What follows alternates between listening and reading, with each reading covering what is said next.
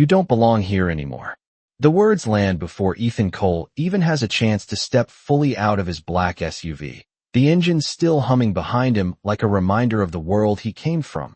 A world of glass towers and polished floors that feels impossibly far from the cracked dirt beneath his shoes now.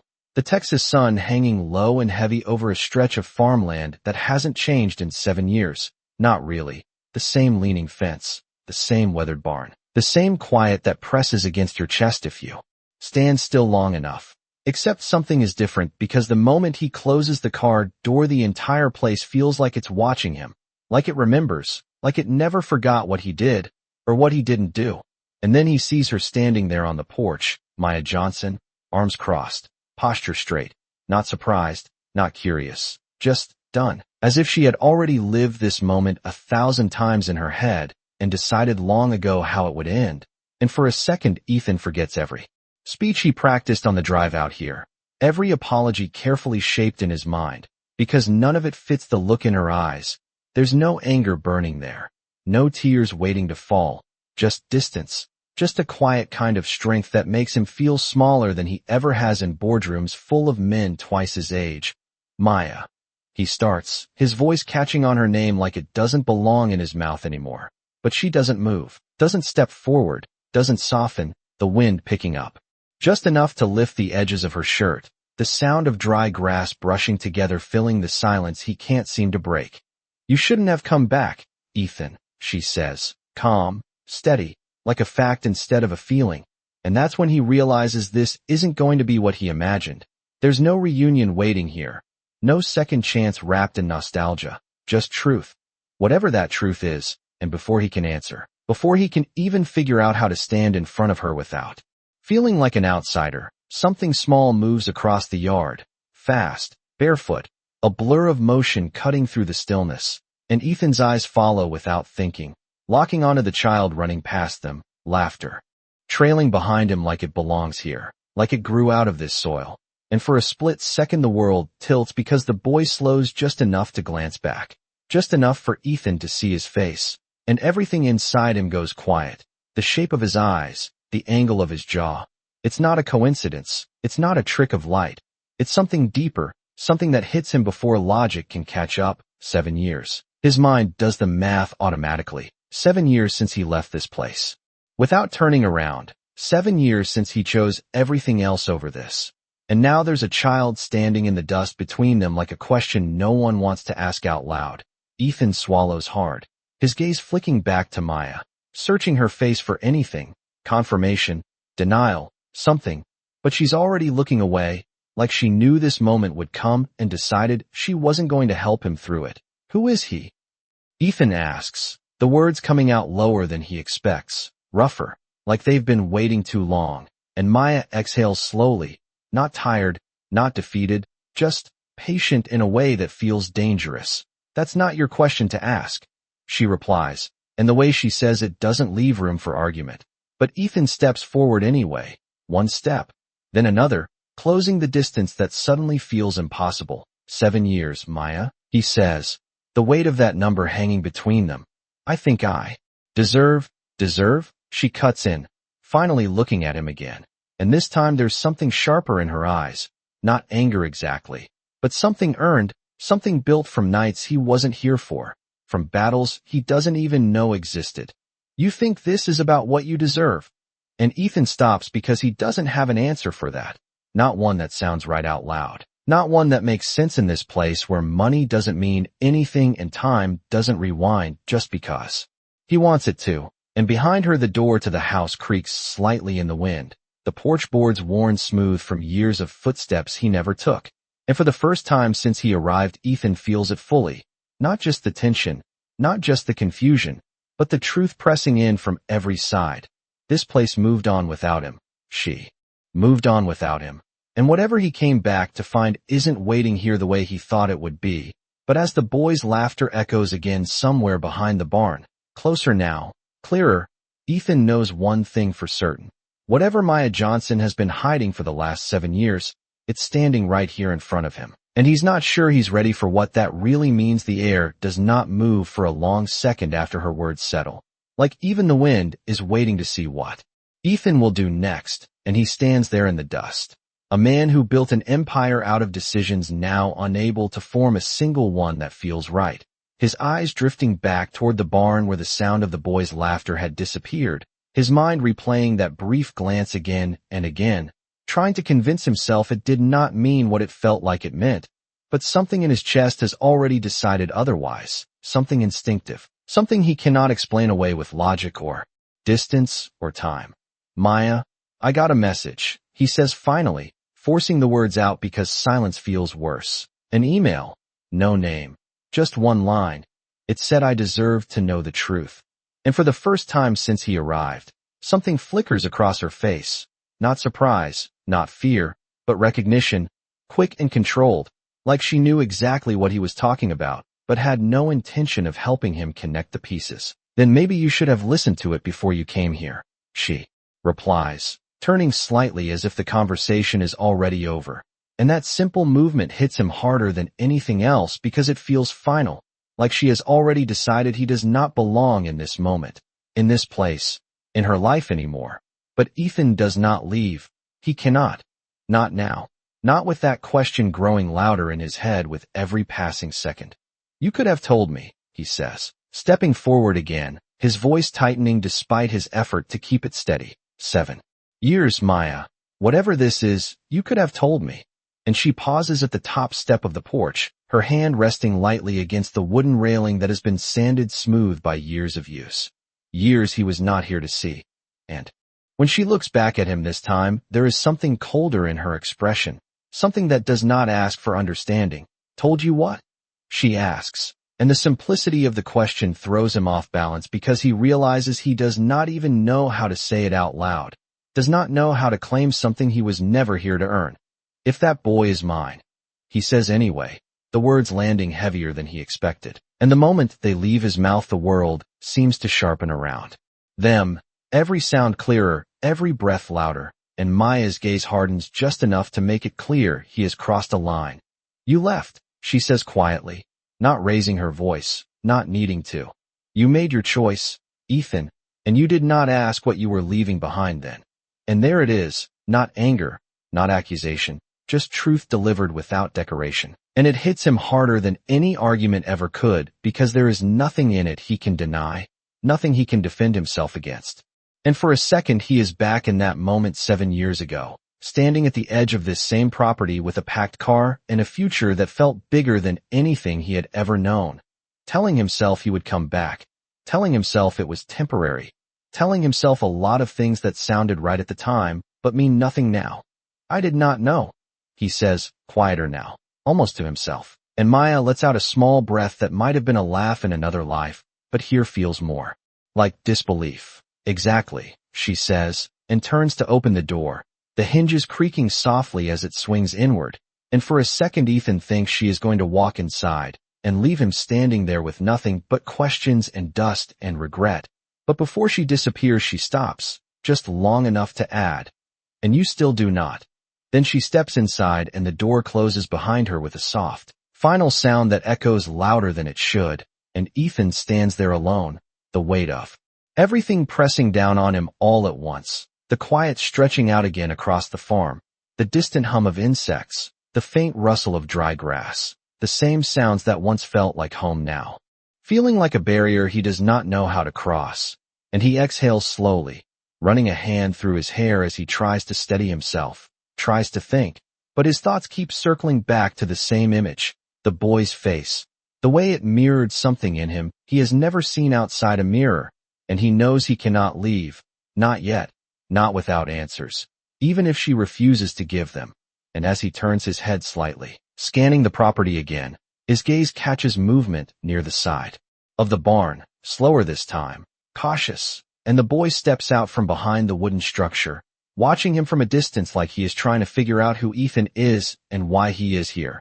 And for a moment neither of them moves, the space between them filled with something unspoken, something fragile, and Ethan feels it again, that pull, that instinct that makes no sense and yet feels undeniable. And he takes a step forward, careful, deliberate, not wanting to startle him. Hey, he calls out, keeping his voice low, steady. the way you would with something important you do not want to scare away. What is your name? And the boy hesitates, glancing briefly toward the house as if checking for permission that is not being given. Then looks back at Ethan, his expression curious but guarded in a way that feels far too familiar. And when he finally answers, his voice clear and simple, it lands like another piece of a puzzle Ethan is not ready to complete. Noah, the boy says, and the name settles into Ethan's chest with a quiet weight. Not explosive, not dramatic, just heavy in a way that suggests it has been there all along, waiting. And before Ethan can respond, before he can ask anything else, the front door of the house opens again and Maya steps out, her eyes immediately finding the space between them, the distance that has already begun to close. And this time there is no hesitation in her voice. Noah, come inside, she calls, firm but not harsh, and the boy looks between them one last time, then turns and runs back toward the house without another word, leaving Ethan standing there once again, a stranger on the edge of something that feels like it should have been his life, but is not, at least not yet. And as the door closes again behind them, Ethan understands one thing with painful clarity. Whatever truth he came here to find, it is not going to be given to him. He is going to have to earn it, piece by piece, in a place that no longer trusts him enough to simply tell him the answer. The sun dips lower over the fields, but Ethan does not leave. He cannot. Not with that name echoing in his head like something that belongs to him, and yet does not. Noah, he repeats it, silently, testing how it feels, and it settles deeper than he expects, like a memory he never lived but somehow recognizes. And he exhales slowly, looking out across the land again, noticing details he had ignored when he first arrived. The repaired fence lines, the fresh paint on part of the barn, the signs of work, of persistence, of someone who refused to let this place fall apart even when everything else might have. And he knows that someone is Maya. It has always been Maya, the girl who never needed anything from anyone, not even from him, especially not from him. And that realization sits heavy in his chest, because for the first time he starts to understand that whatever she built here, she built without him, without his help, without his name, and maybe that is exactly why she does not want him here now. But the question refuses to quiet.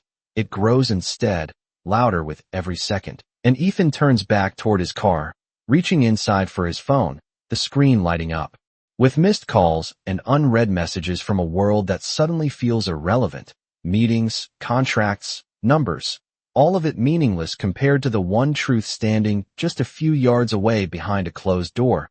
And without thinking too long about it, he scrolls through his contacts and stops on a name he has not called in years, not since he left this place behind. Mr. Carter. The voice answers after a few rings, older, steady, familiar in a way that pulls him backward in time. Did not expect to hear from you. And Ethan glances toward the house before speaking, lowering his voice as if the land itself might be listening. I need information, he says, direct, because he does not have the patience for anything else right now. About this property, about the Johnson farm, anything from the last 7 years. And there is a pause on the other end, just long enough to feel intentional. That land has been complicated, the man replies carefully. There were some legal disputes a few years back, nothing that made the news, but it came close. And Ethan's grip tightens slightly on the phone, his gaze narrowing as pieces begin to shift in his mind. What kind of disputes, he asks, and the answer comes slower this time, more measured. Attempts to acquire it, offers that were not exactly friendly, pressure from higher up, you understand.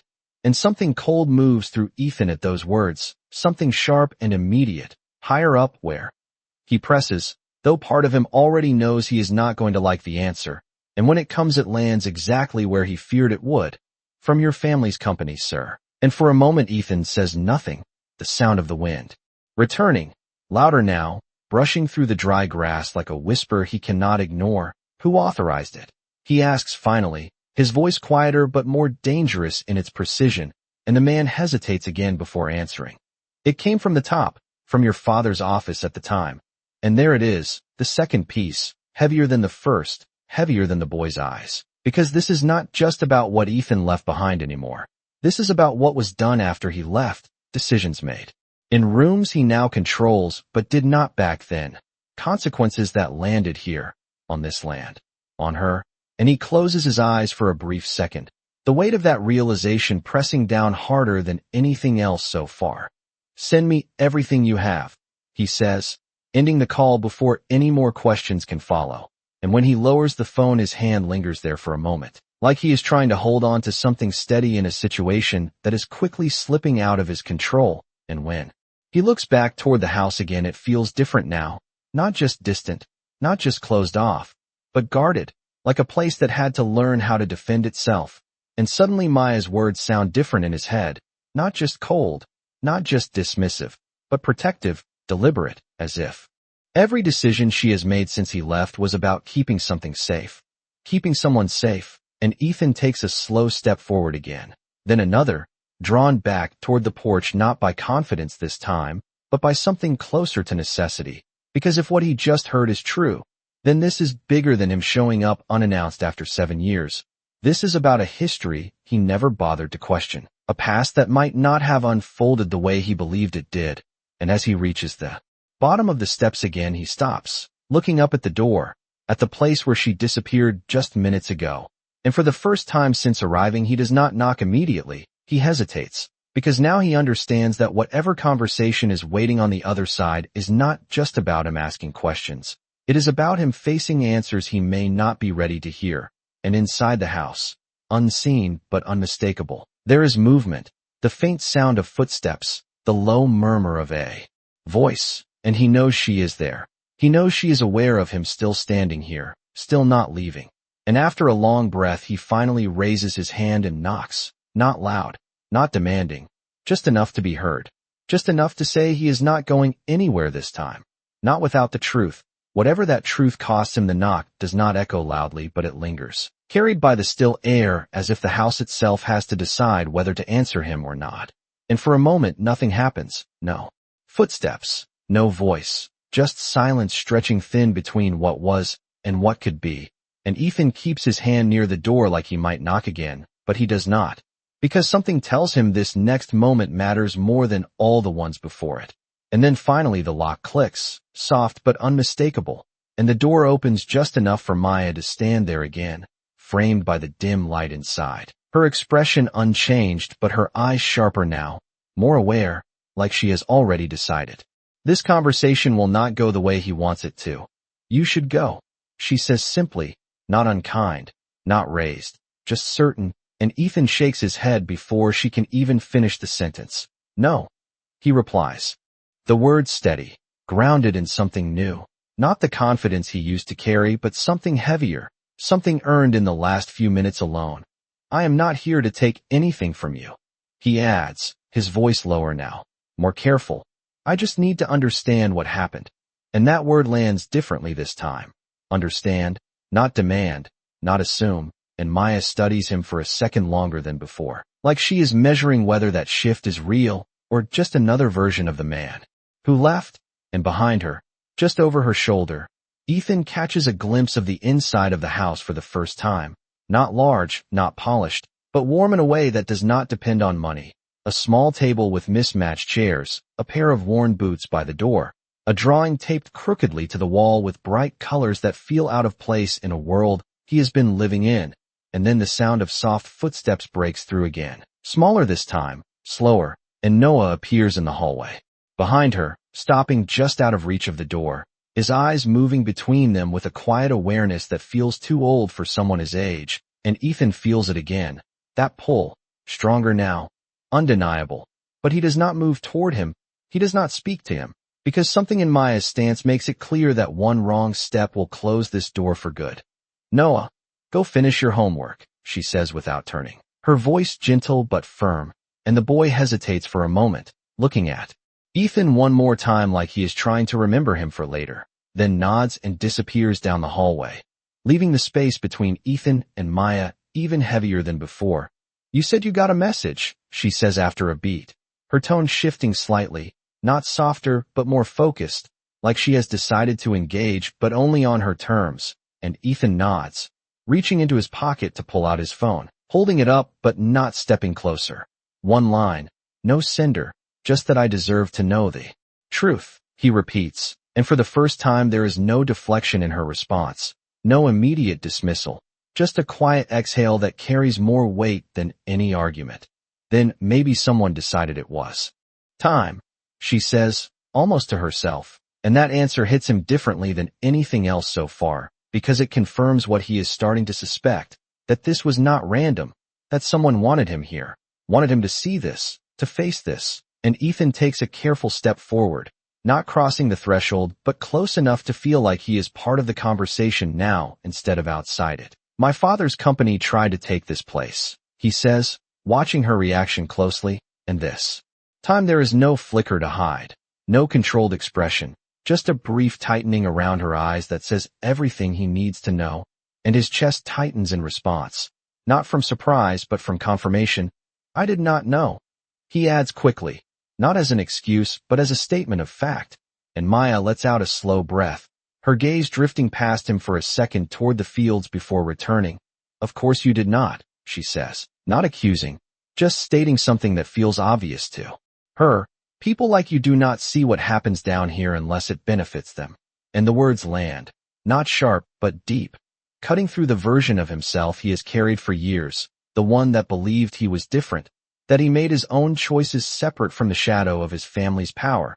And for the first time he does not argue, he does not defend, he just stands there and lets it sit, because he knows there is truth in it, more than he is comfortable admitting. They almost took everything. She continues, her voice steady but quieter now, like she is choosing how much to reveal.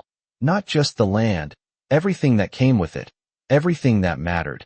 And Ethan feels that word again, everything, stretching beyond acres and contracts into something deeper, something personal, and he nods slowly, taking it in piece by piece.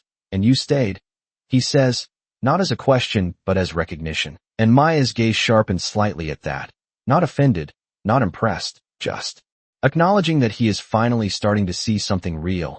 I did not have a choice, she replies, and there is no self-pity in it, no regret, just fact. And the silence that follows is different now, less hostile, more charged with understanding that is still forming, still incomplete. And Ethan looks past her one more time, toward the hallway where Noah disappeared, then back at her, his voice quieter now, but more certain than before. You said I do not get to ask about him, he says, but I am not leaving without knowing why.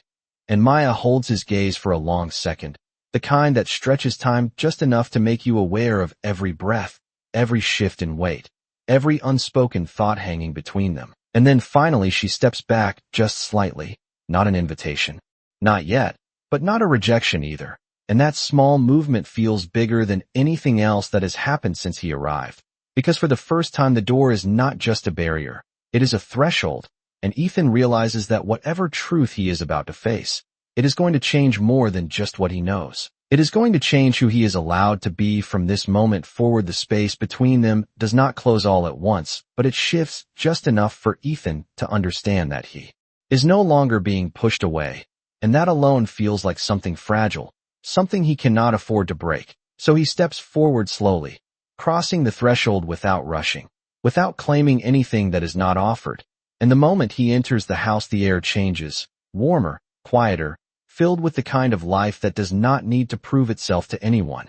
And he notices everything at once, and not enough at all. The worn wood floors that creak slightly under his weight, the faint scent of coffee lingering in the air, the stack of papers on the small table, bills maybe, notes, plans, a life built piece by piece. And it is nothing like the spaces he has grown used to, nothing polished, nothing perfect, but it feels real in a way his world has not for a long time. And that realization sits heavy in his chest as he stands just inside the doorway, unsure where to place himself in a space that clearly was never meant for him. And Maya closes the door behind him with a soft click that sounds less like an invitation and more like a boundary being redrawn.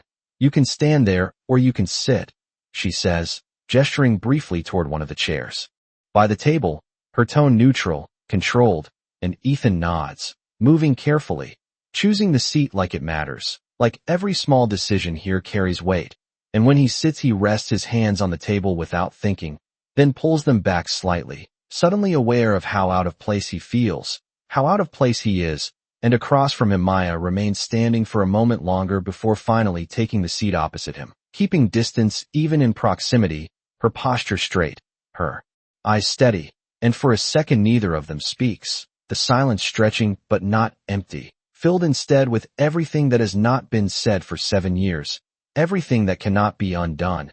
And then Ethan exhales slowly, grounding himself in the present because the past is too heavy to carry all at once. "Tell me what happened," he says, not demanding, not pushing, just asking, and Maya studies him again, longer this time, like she is deciding how much truth he can handle, or maybe how much he deserves.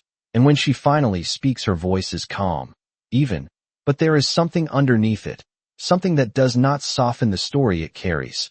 "A few months after you left, the letters started coming," she says, her gaze drifting briefly to the table as if the memory is written there somewhere. "Offers at first, polite, generous, more money than this place had ever seen, more than anyone here would ever turn down." And Ethan listens without interrupting, without moving, because he knows this is not the part where he gets to explain anything. "And when I said no, they changed," she continues, her eyes lifting back to his, steady again. "Less polite, less patient, more certain that I would eventually give in." And Ethan feels something tighten in his chest at that, something cold and familiar that he has seen in business deals, in negotiations that were never meant to be fair, only successful. And he swallows, his voice quieter when he speaks. "From my father's office," he says, not a question, and Maya nods once, a small confirmation that carries more weight than a long explanation ever could. "He never came himself," she adds. "Just people who spoke like they already owned everything they were looking at." And Ethan looks down for a moment, his jaw tightening as he processes that. Not just the fact of it, but the scale, the reach of decisions made in rooms he now sits in, decisions that ripple outward in ways he never bothered to consider. And when he looks back up, there is something different in his expression, less certainty, more awareness. "Why did you not take the money?" he asks, not because he does not understand, but because he needs to hear her answer, needs to understand her choice in her own words. And Maya leans back slightly in her chair, not defensive, just grounded, in something he is only beginning to see. "Because this place is not just land," she says. "It is history, it is family. It is the only thing that never walked away from me." And the words land in a way that makes it impossible for Ethan to ignore the contrast, the unspoken comparison between what stayed and what did not, and he nods slowly, taking that in, letting it settle without trying to reshape it into something easier to accept. And for a moment the conversation pauses again, but this time it does not feel like distance. It feels like something building, something waiting to be said next, and Ethan's eyes drift toward the hallway again, toward the place where Noah disappeared. And he knows this is the part he cannot avoid any longer, the part that brought him here in the first place. And when he speaks, his voice is lower, more careful. "And him?" he asks, not saying the name this time, not needing to. And Maya's gaze follows his for a brief second before returning, her expression unreadable for a moment longer than before. And then she exhales slowly, the sound carrying the weight of years she has carried alone. "He is not part of your story," she says at first, the words firm but not harsh. And Ethan feels that push again, that boundary. But he does not retreat this time. He does not let it end there. "Maybe not," he replies, meeting her eyes, steady now in a way he has not been since he arrived. "But he is part of yours, and I need to understand why you think I do not belong anywhere near that." And the room goes quiet again, deeper this time, more final, and Maya holds his gaze without looking away, without softening. But there is something shifting beneath the surface, something he cannot fully read yet. And for the first time since he walked through that door, it feels like the truth is not just something he is chasing. It is something that is about to be placed directly in front of him, whether he is ready for it or not. And he sits there, waiting, knowing that whatever she says next is going to change everything he thought he knew about the life he left behind, and the one standing right in front of him. Now the silence stretches just a little too long after his question, not empty but full, like the room itself is holding its breath waiting for her answer. And Maya does not look away this time. She does not deflect. She does not shut the door on him like before. Instead, she leans forward slightly, resting her hands on the table as if grounding herself in something steady before she speaks. And when her voice comes, it is quieter than before, but far more deliberate. Because the world you come from does not take. It replaces, she says, each word measured, each one carrying something heavier underneath, and Ethan feels that shift immediately. The conversation moving from what happened to what it meant, and he does not interrupt, he does not defend, he just listens, because something tells him this is the part that matters most. They did not just want this land. She continues, her eyes steady on his. They wanted control of everything around it, the town, the water rights, the contracts, the people, and once they get that, nothing here stays the same. And Ethan nods slowly, not because he agrees but because he understands, because he has seen it happen from the other side. Deals that start as opportunity and end as erasure, and for the first time he sees this place through that lens, not as a quiet farm, but as something that survived being targeted, something that had to fight to remain itself. And he exhales slowly, his voice softer when he speaks. And you think I would do the same, he says, not offended, just trying to understand the weight of her belief, and Maya does not hesitate. I think you already did, she replies, and the words land clean, without hesitation, without apology, and Ethan absorbs that, letting it sit instead of pushing back. Because part of him knows that intention does not erase impact, that absence can cause just as much damage as action, and the room feels smaller for a moment, tighter, like everything is closing in on the truth he has been circling since he arrived. And then she shifts slightly in her chair, her gaze flicking once more toward the hallway before returning to him. And when she speaks again her tone changes, not softer but more personal, like she is stepping into something she has kept guarded for a long time. When the letters stopped working, they sent people, she says, not threats, not anything you could point to in a court, just presence, questions, pressure, showing up enough times that you start to wonder how long you can keep saying no before something breaks. And Ethan's jaw tightens slightly at that. Not from anger but from recognition, because he knows exactly how that kind of pressure works, how it is designed to wear people down without leaving fingerprints, and he leans forward just a fraction, his voice low.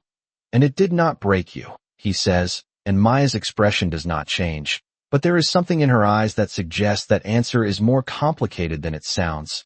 No, she replies, it did not. And then there is a pause, a longer one this time. One that feels like it is leading somewhere he has not been allowed to go yet, and Ethan feels it, the shift, the moment where the conversation could either close again or finally open, and he does not rush it, he does not push, he just waits, and after a few seconds Maya exhales slowly, her shoulders lowering just enough to signal something is about to change. But it almost cost me something I could not replace, she adds, and the words settle heavily between them, more significant than anything she has said so far, and Ethan's eyes flick instinctively toward the hallway again, toward the quiet presence of the boy who has already changed everything without saying a word. And when he looks back at her, there is no hesitation left in his voice, only clarity. Him, he says, not as a guess, but as understanding, and this time Maya does not deny it. She does not redirect. She simply holds his gaze and lets the truth sit there, unspoken but undeniable, and the weight of it hits Ethan all at once, not explosive, not dramatic, but deep, like something settling into place after being out of reach for too long. And he leans back slightly in his chair, his hand brushing against the edge of the table as if he needs something solid to hold on to. You think I would have taken him away? He says quietly, not accusing, not defensive. Just trying to understand the line she has drawn so clearly, and Maya shakes her head once, slow and certain. No, she says, I think the world you come from would have. And that difference, that distinction, lands harder than anything else because it is not about him as a person. It is about what he represents, what follows him whether he wants it to or not. And Ethan looks down for a moment, processing that, feeling the weight of something he has never questioned before. Something he has benefited from without fully seeing its reach. And when he looks back up, there is something different in his expression, less certainty, more resolve. Then help me understand how to be different from that, he says. And the request is simple, but it carries more weight than anything he has said so far, because it is not about proving himself. It is about changing something real, and Maya studies him again, longer this time, her gaze searching for something that cannot be faked, something that cannot be performed. And for a moment it seems like she might close the door again, might decide that it is too late. that some distances cannot be crossed no matter how much time has passed. But then she glances toward the hallway once more, toward the life she built without him. And when she looks back at Ethan, there is a shift, small but undeniable. "You do not start by asking what you deserve to know," she says, her voice steady, grounded. "You start by deciding what you are willing to give up to earn it." And the words land like a line drawn in the sand, clear, unavoidable, and Ethan feels it. The choice embedded inside them, the cost he has not yet measured. And as the quiet settles again around them, he realizes that whatever comes next is not going to be about uncovering the truth alone. It is going to be about whether he is willing to change enough to be trusted with it. The words stay in the air long after she says them. Not loud, not dramatic, but heavy in a way that makes Ethan feel like the ground beneath him has shifted. And for the first time since he arrived, he does not immediately respond. He does not try to solve it or reframe it or make it easier to accept. He just sits there, letting the truth settle where it needs to, because what she said is not a challenge he can talk his way out of. It is a line that demands something real. And he looks at her for a moment longer before nodding slowly. Not in agreement. Not yet. But in recognition that this is the first honest direction he has been given since he stepped onto this land. "Then tell me what it costs," he says finally, his voice steady but quieter than before, stripped of the certainty he walked in with. And Maya does not answer right away. She leans back slightly in her chair, studying him the way someone studies a storm. On the horizon, trying to decide if it is passing through or about to stay. And for a moment it feels like she might push him away again, might decide that whatever change he is offering is too late to matter. But instead she exhales slowly and shifts her gaze toward the window, toward the fields stretching out beyond the glass. The land that has held her together when everything else tried to pull her apart. "It costs control," she says after a moment, her voice calm but certain. "It costs the version of yourself that thinks you can fix things by owning them." And Ethan feels that land immediately, not as an accusation but as something uncomfortably accurate, because that has always been his instinct, to solve, to acquire, to rebuild in his image. And he nods once, slowly, absorbing that without arguing. And she continues, "It costs the assumption that showing up is enough." And this time the words cut deeper, because he knows that is exactly what he did today, drove out here. Thinking presence would mean something, thinking it would open doors that time had closed. And he shifts slightly in his seat, not defensive, just aware in a way he has not been before.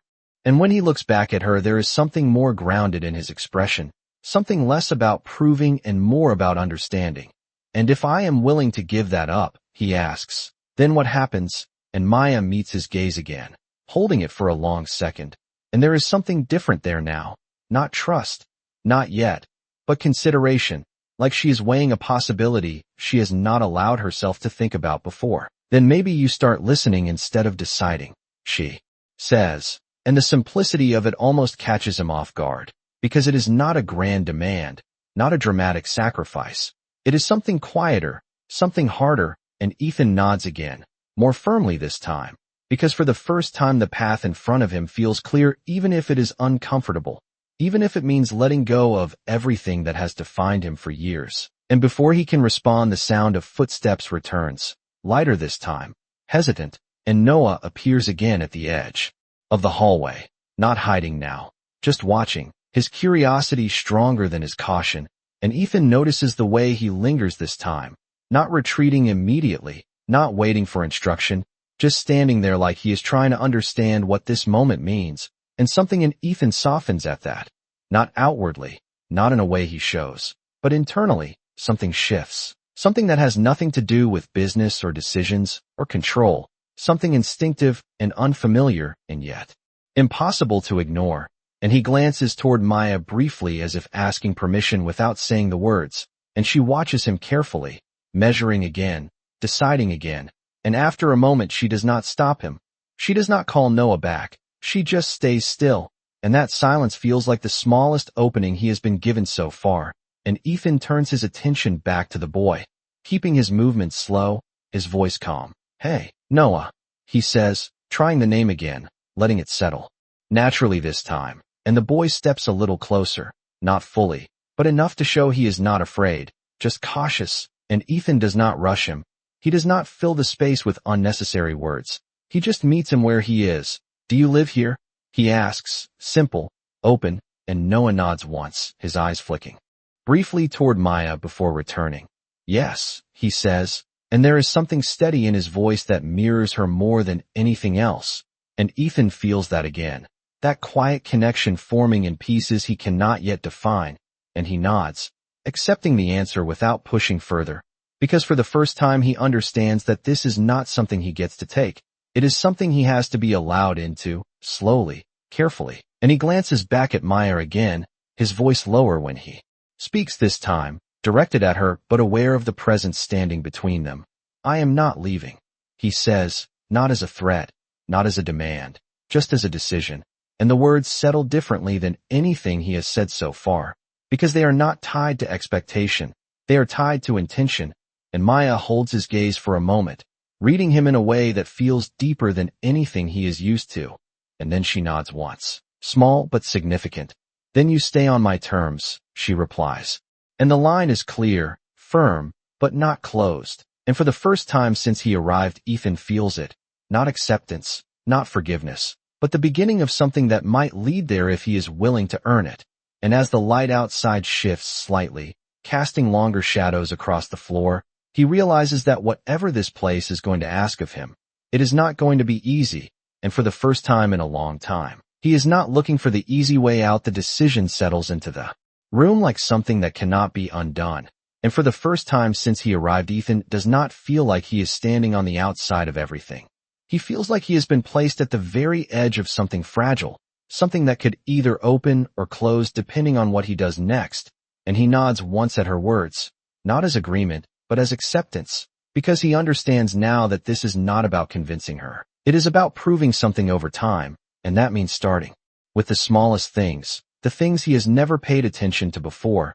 And he shifts slightly in his chair, turning his attention back to Noah, who is not moved, who is still standing there, watching him with that same quiet curiosity. And Ethan offers a small, careful smile, not too much, not trying to win him over, just enough to acknowledge him as part of this moment. What are you working on? He asks, nodding toward the hallway where the boy had come from. And Noah hesitates for a second before answering, his voice soft but steady. Math, he says, and Ethan nods, leaning back slightly to give him space. You like it? He asks, and Noah shrugs in that honest way children do, when they do not feel the need to impress anyone. It is okay, he replies, and for a brief second something almost like a smile touches Ethan's expression, not because of the answer itself, but because of how normal it feels, how ordinary. And that ordinary moment hits him harder than anything else so far, because it is a glimpse of a life he was not part of, a life that continued without him, growing, changing, becoming something real. And he lets that settle without trying to reach for it, without trying to claim it. And across the table Maya watches everything, not interrupting, not guiding, just observing, measuring each word, each movement. And after a moment she stands, breaking the stillness with a quiet shift of the chair. Dinner is in an hour, she says, her tone neutral but purposeful. If you are staying, you can help.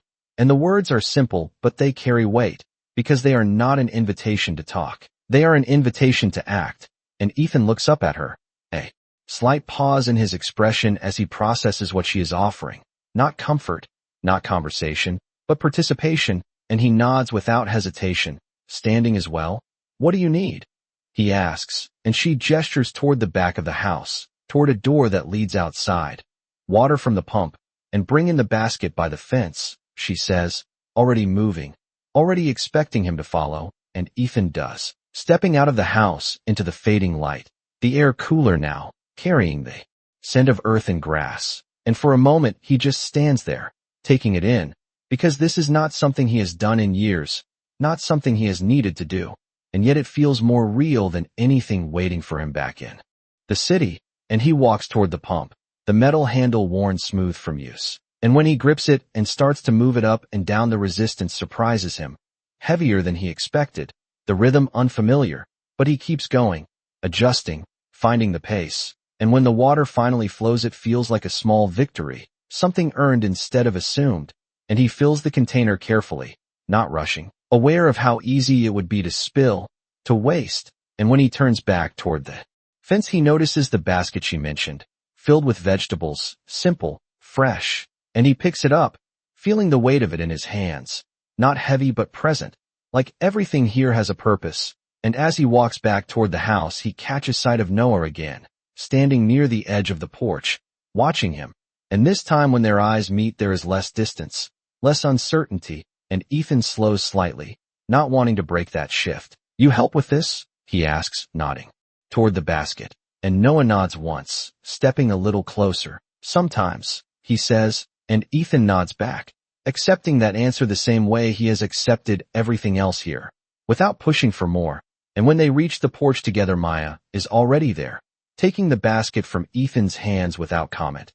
But there is a brief moment where her fingers brush against his, and she pauses just slightly, not pulling away immediately, not reacting, just registering, and then she turns, carrying the basket inside, and Ethan follows again, quieter this time, more aware of where he is, of what he is stepping into. And as they move through the kitchen space, setting things down, preparing in small, practical ways, he realizes something he has not allowed himself to think until now. This is not just about understanding the past. It is about learning how to exist in a present he was never part of. And that realization shifts something inside him, something that has nothing to do with control or ownership, something that feels closer to humility. And as the light outside continues to fade and the sounds of the evening settle in around them, Ethan understands that whatever this place is asking of him, it is not going to be proven in words, it is going to be proven in moments like this, small, quiet, easy to overlook, but impossible to fake. And for the first time since he arrived, he does not feel the need to rush toward the truth.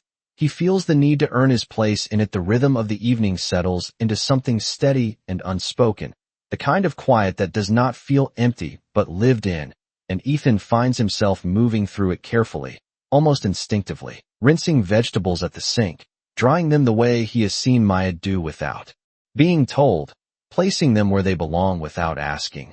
And it is not perfect, not smooth, but it is real effort, the kind he has never had to show in a room like this. And across from him, Maya works with practiced ease, her movements efficient, grounded, not rushed, and every now and then her eyes flick toward him, not judging, not approving, just noticing, measuring whether this version of him holds or fades the moment it becomes inconvenient. And Noah sits at the table nearby, a notebook open in front of him, pencil moving slowly across the page, occasionally glancing up at Ethan like he is trying to figure out where he fits into this picture. And that awareness shifts something deeper in Ethan, something that makes him more careful, more intentional, not because he is being watched, but because he wants to get it right, even in the smallest ways. And after a few minutes he notices the boy hesitate over a problem, his pencil hovering just above the paper, and without thinking too much about it, Ethan steps a little closer, keeping his distance respectful, his voice low so it does not feel like interruption. "Want some help?" he asks, and Noah looks up at him, then briefly toward Maya, who does not intervene, does not give permission, but also does not stop it. And after a second the boy nods, sliding the notebook slightly toward Ethan. And when Ethan leans down to look at the problem, he feels something unfamiliar settle in his chest. Not pressure, not expectation, just presence. And he points lightly to the numbers, explaining slowly, not rushing through it, not assuming understanding. And Noah listens, following along, asking one small question that Ethan answers without hesitation. And when the answer finally clicks for him, the boy's expression shifts, not dramatic, just a quiet satisfaction that feels earned. And Ethan steps back slightly, letting him have that moment. And when he looks up again, he catches Maya watching him, her expression unreadable but different from before, less guarded, not open, but not closed either. And for a second neither of them says anything, the exchange passing between them without words. And then she turns back to the stove, stirring something in the pan. Breaking the moment before it can become something either of them has to define. And the rest of the preparation moves forward in that same quiet rhythm. Plates set, food served, small tasks completed without discussion. And when they finally sit down at the table, the space feels different, not comfortable yet, not familiar, but no longer entirely distant. And Ethan takes a seat where Maya gestures, across from Noah. And for a moment, they simply eat. The sounds of utensils and quiet breathing filling the space where conversation might have been, and Ethan does not rush to fill it, does not try to turn this into something it is not. He just exists in it, letting it be what it is. And after a few minutes Noah speaks, his voice simple, direct. "Do you live far away?" he asks, and Ethan looks up, meeting his gaze, aware of how much is behind that question without it needing to be said. "Yes," he answers honestly. "About 300 miles from here." And Noah nods slowly, processing that distance in his own way. And then he asks, "Why did you come back?" And the question lands heavier than the first, not because of how it is asked, but because of how simple it is. And Ethan pauses for a moment, not to avoid it, but to answer it correctly. Not with something rehearsed, but something real. And when he speaks, his voice is steady. "Because I realized I left without understanding what I was leaving," he says, and the words settle into the room in a way that feels honest, not complete, but true. And Noah watches him for a second longer before nodding. Again, accepting that answer in the way children do, without overanalyzing it. And across the table Maya remains quiet, her eyes lowered but attentive, and Ethan can feel the weight of her listening even without looking at her. And as the meal continues, the conversation stays minimal. Not forced, not uncomfortable, just sparse. Each word chosen carefully, each silence respected instead of filled. And when they finish, Noah gathers his notebook without being told, standing up and moving toward the hallway. But before he disappears, he pauses, turning back just slightly, his eyes meeting Ethan's one more time. And for a brief second there is something there, something that feels like recognition, like a question that has not been fully formed yet. And then he is gone, leaving.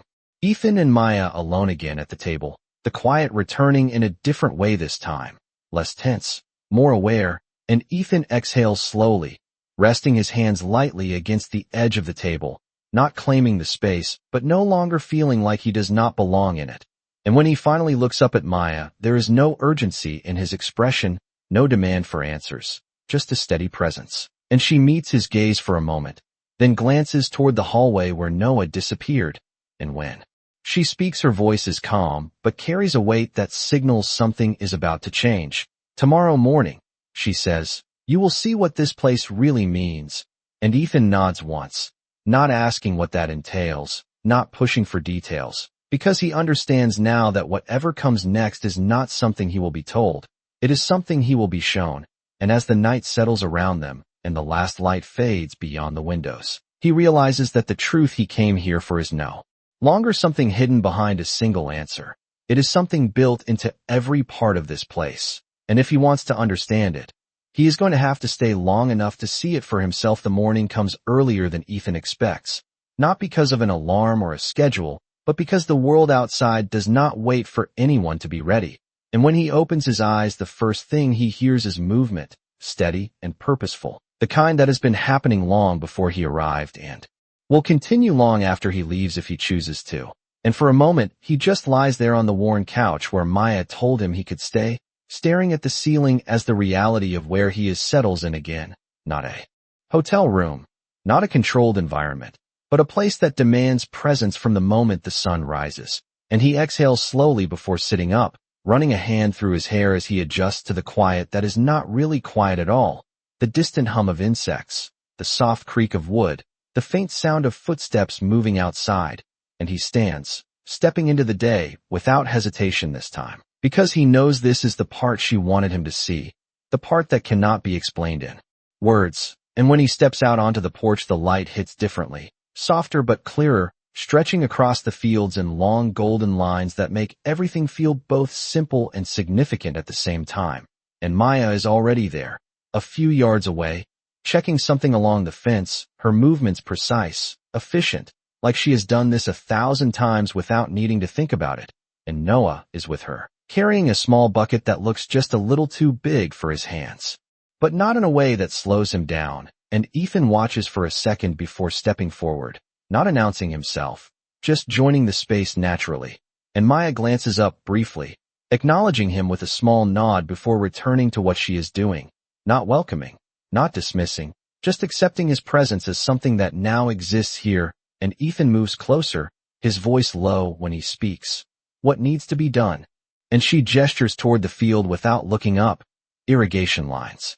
Need to be checked. Some of them clog overnight, she says, and he nods, stepping into the task without asking for more instruction, because he understands now that learning here does not come from explanation, it comes from doing, and he follows the line she pointed to, crouching down to examine the pipes, the dirt, the flow of water, unfamiliar at first but not impossible to understand. And as he works, he notices the rhythm of it, the way each small task connects to the next, nothing wasted, nothing unnecessary, and it is a kind of efficiency he has never respected before because it does not come with numbers or profit margins.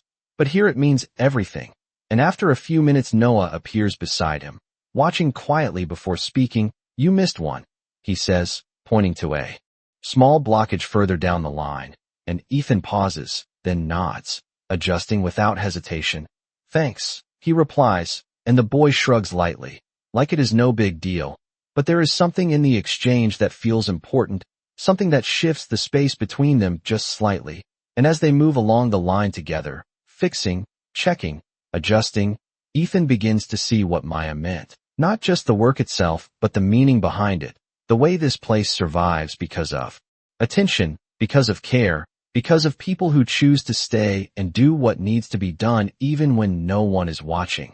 And that realization settles deeper with every passing minute, because he knows how easily all of this could have been erased, replaced by something cleaner, more profitable, more controlled, and he feels the weight of that possibility now in a way he never allowed himself to before. And when they finish the line, they return toward the porch, where Maya is already moving on to the next task, and she glances at him briefly, her eyes scanning him not for approval, but for effort, for understanding, and she nods once, small but clear, and that simple acknowledgement feels more significant than any deal he has ever closed, because it is not given freely, it is earned, even if only a little, and he steps closer, his voice quieter now, but more certain.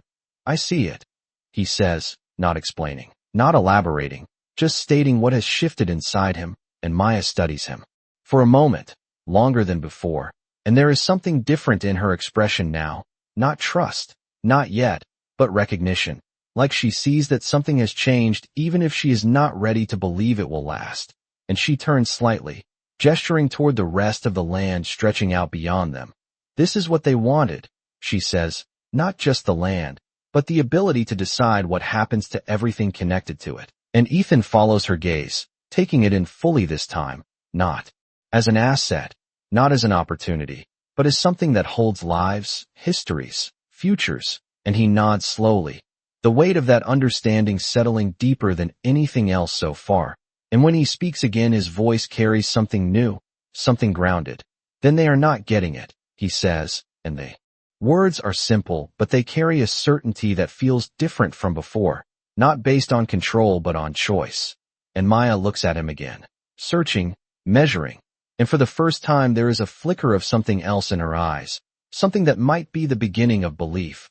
And as the morning continues around them, the work, the movement, the quiet rhythm of a place that refuses to be erased, Ethan realizes that the truth he came here to find is no longer just about the past, it is about what he is willing to protect now. And for the first time in a long time, that choice feels more important than anything he has left behind. The weight of his words does not fade as the morning moves forward. It lingers in the air between them, quiet but undeniable, and Maya does not respond immediately. She does not challenge him or accept it. She simply turns and continues walking along the edge of the field, expecting him to follow if he truly means what he said, and Ethan does, stepping into pace beside her without trying to lead, without trying to control the direction, just staying close enough to listen, to observe, to understand what he is still missing. And for a while neither of them speaks, the sound of their footsteps blending with the soft crunch of dry soil beneath their boots, the distant hum of insects rising with the heat of the day. And it is in that silence that Ethan begins to notice something else, something beyond the land itself, the way the fences are repaired in sections instead of replaced entirely, the way certain areas are protected more carefully than others, the subtle signs of a place that has not just been maintained but defended. And he glances at Maya, his voice quieter when he finally speaks. You have been holding this together alone, he says, not as a question but as a realization. and she shakes her head slightly without looking at him. Not alone, she replies. Just without the kind of help that comes with conditions. And the distinction lands clearly, and Ethan nods, understanding more now than he did yesterday. And as they reach the far end of the property, she stops near a stretch of land that looks untouched compared to the rest. No crops, no recent work. Just open ground that seems to carry a different kind of weight, and she gestures toward it. This is where they started, she says, and Ethan follows her gaze, noticing the faint outlines of markers in the dirt. Not obvious unless you know what you are looking for. And he steps closer, crouching slightly as if proximity will help him understand something deeper. Survey points, he says quietly, recognizing the pattern from projects he has overseen in the past, and Maya nods once. They mapped everything before they even finished asking, she adds, and that sentence settles heavily in Ethan's chest because he knows exactly what it means. It means the decision was already made long before anyone pretended it was still open for discussion, and he exhales slowly, his hand brushing lightly against the dry ground, as if he can feel the imprint of those decisions still lingering there. I stopped it, she continues, her voice steady but carrying a weight that suggests it was not simple. Every offer, every meeting, every attempt to make it seem inevitable. And Ethan looks up at her, something deeper forming behind his eyes now. Not just understanding but respect, the kind that comes from seeing the full cost of something. And he stands again, his posture shifting slightly, less like someone observing and more like someone standing with her. And now? He asks, and Maya's gaze moves across the land slowly before returning to him. Now they are waiting, she says, for the right moment, the right pressure, the right weakness. And the words settle into place like a quiet warning. And Ethan feels something tighten inside him. Not fear, not hesitation, but clarity, because he knows exactly how that waiting works, how patience is used as a strategy, and he straightens slightly, his voice firm but controlled. Then they are waiting for something that is not coming, he says, and this time there is no hesitation in it, no uncertainty, just a decision that feels different from anything he has made before, and Maya watches him closely, her expression unreadable for a moment longer than usual. And then she takes a small step closer, not closing the distance entirely, but enough to shift the space between them.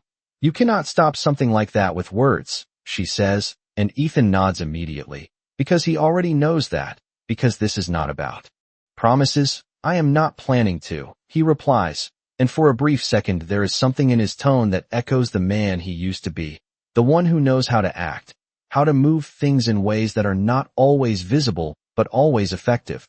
But this time it is different, grounded in something more than power, something closer to responsibility, and Maya studies him carefully, weighing that difference, deciding whether it is real or temporary, and the silence stretches again, but it is no longer uncertain, it is charged, like something is about to shift in a way neither of them can fully predict, and in the distance Noah's voice calls out, faint but clear, pulling their attention back toward the house, back toward the present.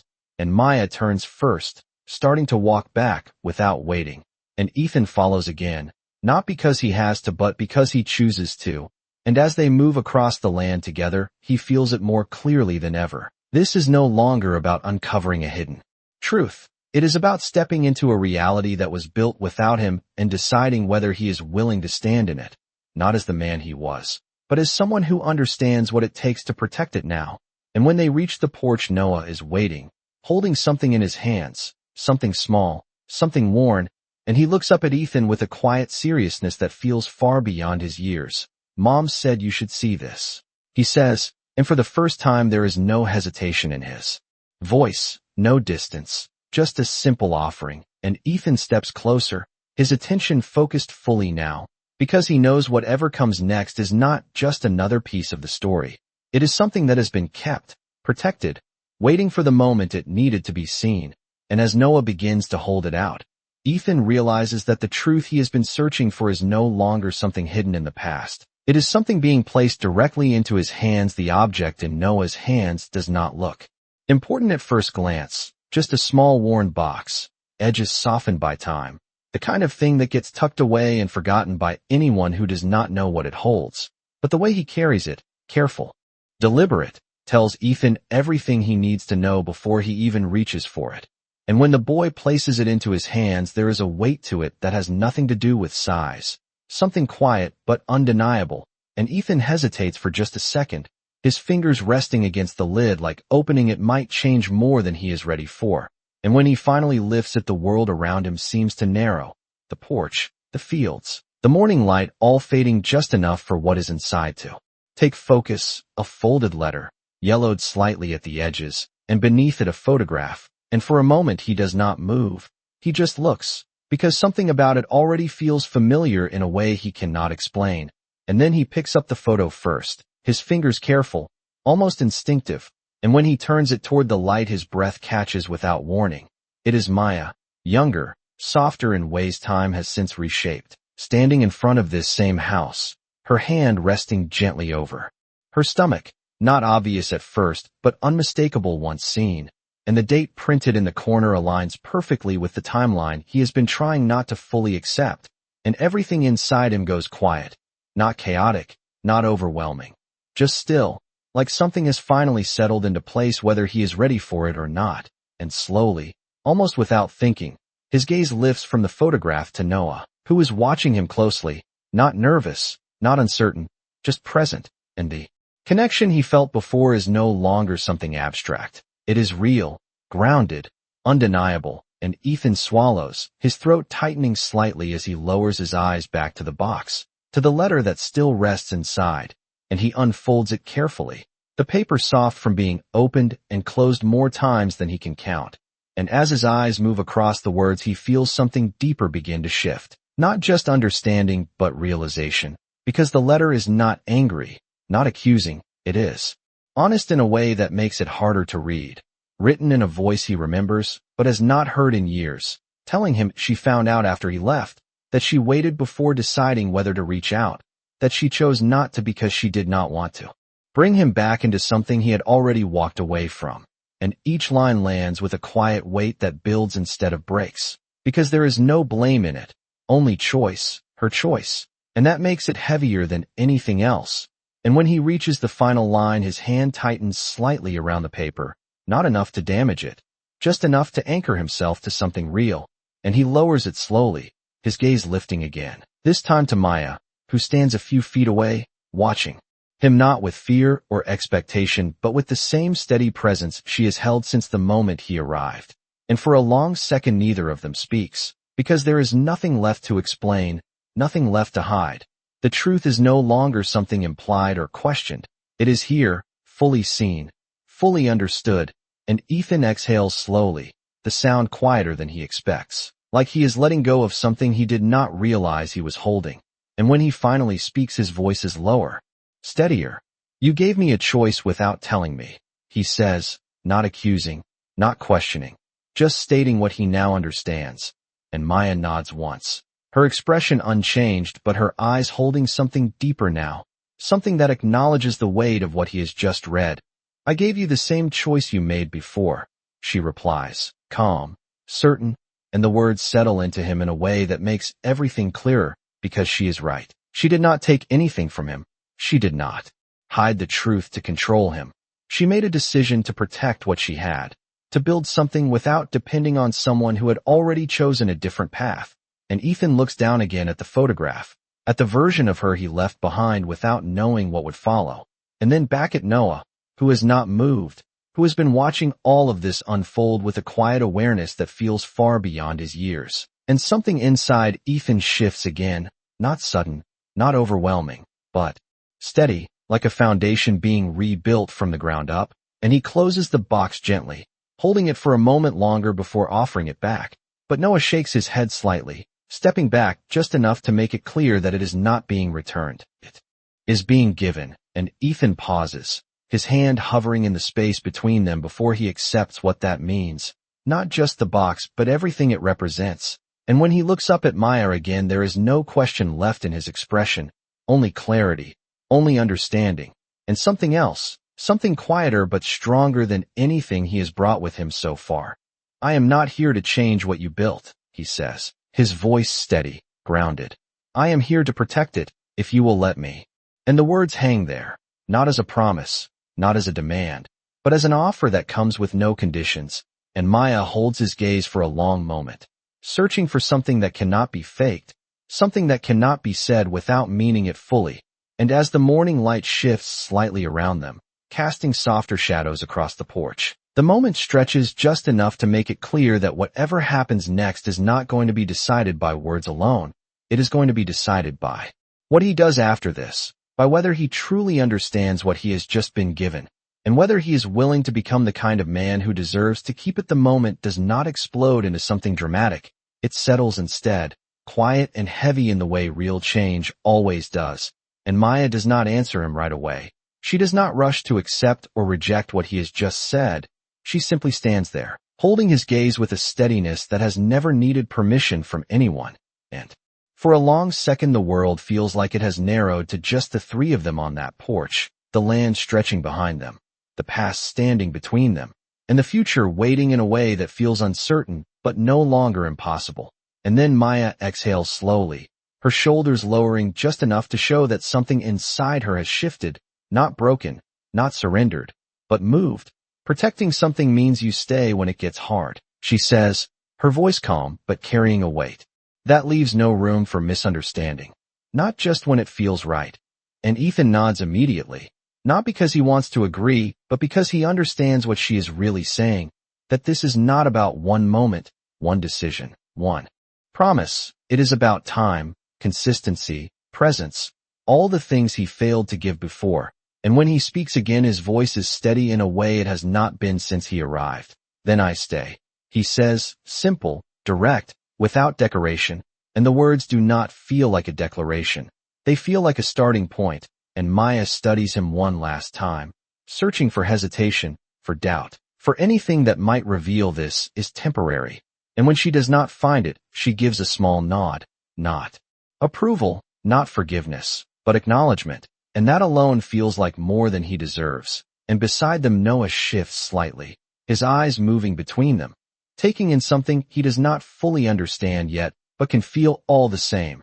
And after a second he steps closer, not all the way, not without thought, but enough to close some of the distance that has existed since the beginning, and Ethan notices it immediately, not reacting too quickly, not reaching out, just allowing it to happen. And for a brief moment the three of them stand there without speaking, the quiet no longer heavy, but filled with something new, something that feels like the beginning of something rather than the end of what was lost. And as the day continues around them, the small tasks return, the work that does not pause for emotional moments or personal revelations, and Ethan moves into it without hesitation now, not as someone trying to prove something, but as someone who understands that this is what it means to be part of something real. And Maya watches less closely this time, not because she trusts him completely, but because she sees that he is not performing. He is adapting, learning, changing in ways that do not need to be announced. And Noah begins to speak more, small things at first, questions, observations, the kind of conversation that grows naturally when something feels safe enough to exist. And Ethan answers without overthinking, without trying to shape the moment into something bigger than it is. And as the hours pass, the distance that once defined everything between them begins to shift, not disappearing, not forgotten, but no longer controlling every interaction. And when the sun starts to lower again, casting long shadows across the field, Ethan pauses for a moment, looking out over the land that has already changed him more in a single day than anything he has experienced in years. And he feels it clearly now, not as a thought, but as something deeper. This is not a place he can fix. It is a place he can stand with, protect, support, and that difference matters more than anything he has ever learned before. And he turns slightly, his gaze finding Maya again, and there is no need for words this time. No need to repeat what has already been said, because the understanding between them has shifted beyond that. And she meets his eyes for a moment, then looks toward Noah, who is walking ahead of them along the edge of the field, his small figure steady against the wide open space. And for the first time, there is something in her expression that was not there before, not fully, not clearly, but enough to recognize, something like possibility. And as they walk back toward the house together, not side by side, but no longer separated by distance that cannot be crossed, Ethan understands that this is not an ending. It is not even a resolution. It is something quieter and far more difficult. It is a beginning that will have to be proven every single day. And for the first time in a long time, he is not looking for a shortcut. He is ready to earn it, one moment at a time.